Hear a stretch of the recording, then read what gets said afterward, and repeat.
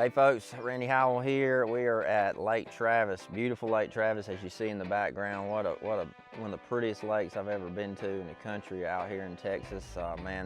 We've had 2 weeks of tournaments in a row, Kentucky Lake and Lake Travis. Haven't done very well in either one of them, a little disappointing, but I'm gonna do a quick wrap up of the two combined and kind of tell you the baits to help you catch fish when you go, if you come to Lake Travis or if you go to Kentucky Lake, things that are gonna help you catch more fish than I caught, hopefully.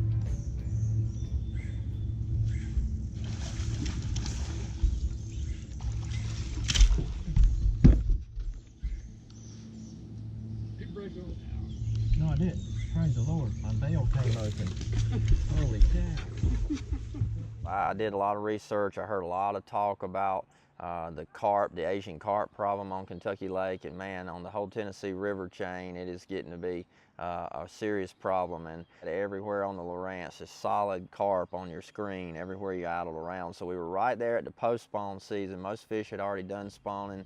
A lot of them were moving out, but they were in between, so it was not real good conditions. I found fish shallow and I found a few fish deep, but I didn't find them really good either place. Drew out last flight, first day, got on the backside of everybody else that caught them in front of me in the marinas. It was a bad timing on that.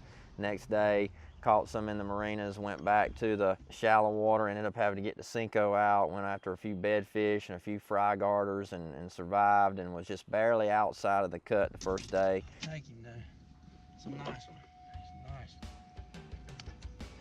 I always talk about catching 5. I wasn't on a lot, but when you're not on a lot, you've got to survive and grind out a limit.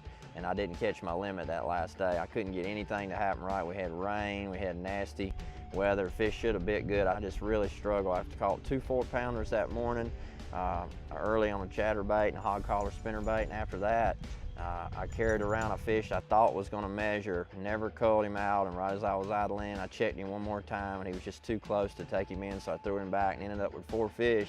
Missed the cut. That one fish cost me the cut, and possibly, you know, even if it was a small fish, I would have gotten 15, 20 more points. So that's the way it goes. You got to catch 5 no matter where you go. Main thing, go to Kentucky Lake, fish deep. You know, dodge the carp, and hopefully you'll catch more than I did at Kentucky. From Kentucky Lake, made the drive over to Lake Travis here in Texas. This is Bass Fest. This is the unique event we have once a year, Texas Parks and Wildlife. Somewhere in Texas, we do a catch, release, a weigh-in type deal with marshals in the boat that weigh the fish. We mark it, release the fish immediately. Unless it's over 18 inches, you bring it in, you know, to bring in one fish for the weigh-in. So the lake had really gotten better in the last couple of years. I wasn't expecting it to be as good as it was. It's lots of small fish in the lake, but big fish were actually more prevalent than I thought, and there were some really big ones. A 10-pounder caught the first day by Cliff Pace.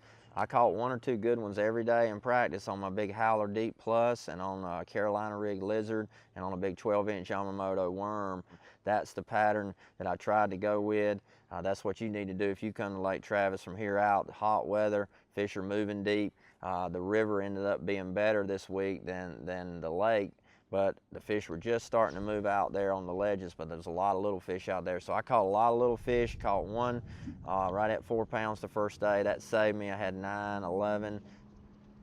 Second day I did the same thing, tried to make those fish bite deep, caught 20, 25 fish, as you'll see. Lots of little ones, couldn't even catch 14 inchers. So I bailed out noon, went all the way up the river 30 miles, started flipping big worm and throwing Carolina rig and caught, you know, my bigger fish. I caught a 2 3/4, a 3/5, and I thought I was going to make the comeback, and I fell 1 pound and 15 ounces short.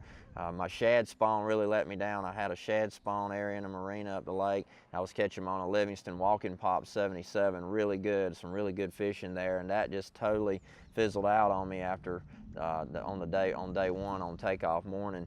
So none of that worked, and finished 68, not great, disappointing. Hopefully I'm going to turn it around and get us back in the cut and back into money from here on out. But if you come to Lake Travis, man, it's a great lake, beautiful place, clear water, good vacation lake for your family.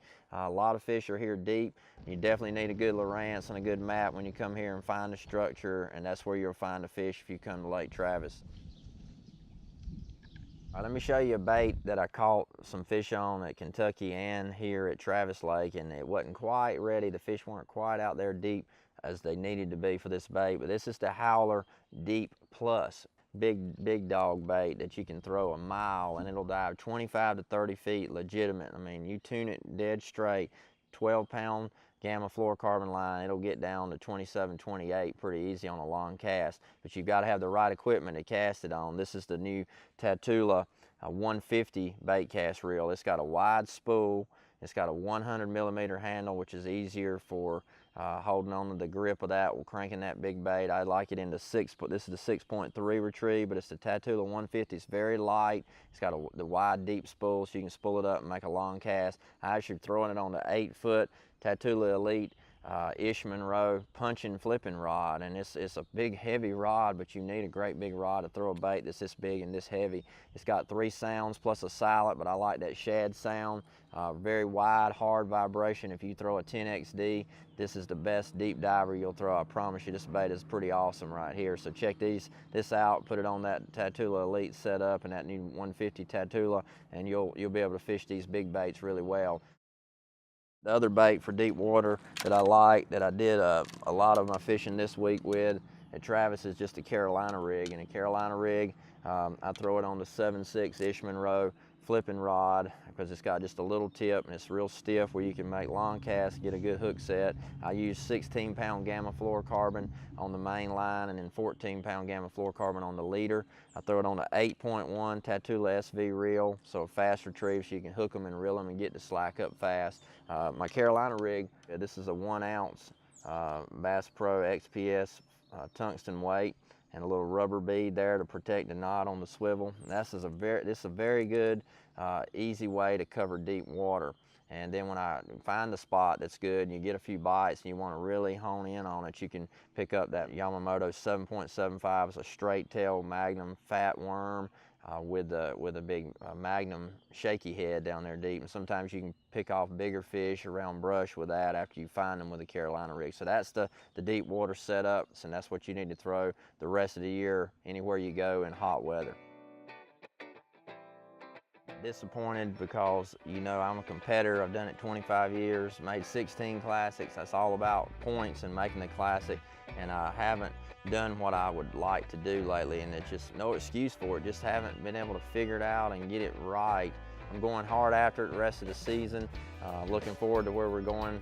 Sabine River next. That should be a grinder, but small weights at Sabine will do well, and that's how I like to fish. I want 10 pounds to make a difference. 10 pounds in the rest of these tournaments hadn't done well, but 10 pounds of Sabine will do good. So y'all stay tuned.